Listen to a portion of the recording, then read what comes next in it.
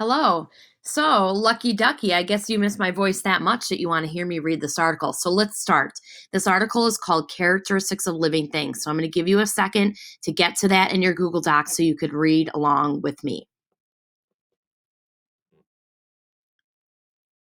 Okay, let's start. Characteristics of living things.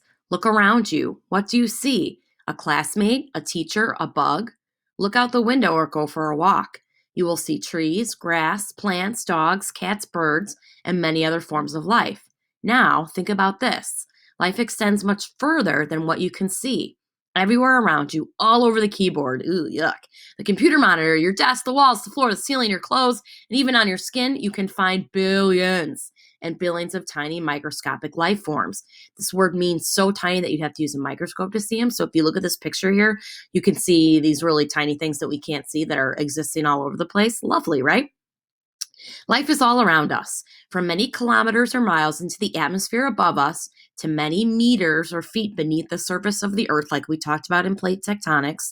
Life is everywhere. What is the stuff we call life? What are some things that all life forms have in common? Well, the first thing they have in common is that living things respond to their environment. One of the most important characteristics of living things is that they respond to their environment around them. This one single characteristic makes them very different than non living things, which do not respond to the environment, but instead just let whatever happens happen to them. Your own body responds to its environment in order to keep you healthy. You might sneeze to keep dust and germs from entering through your nose. Your immune system responds to invaders by producing antibodies to fight germs. Now consider a non living thing. If a bear invades a cave, and the cave is obviously the non living thing, can the cave sneeze to get it out? No. Does the cave produce a defense to attack the bear? You can see why this ability is so unique and important for living things. The next characteristic is living things move. Many life forms can move. Just like you, they might move to find food, to find shelter, to avoid danger, or move in response to something in their environment. Animals move in many different ways. They might use fins to push them through the water, wings to help them fly, paws and tails to help them move on land. Plants also move in response to their environment.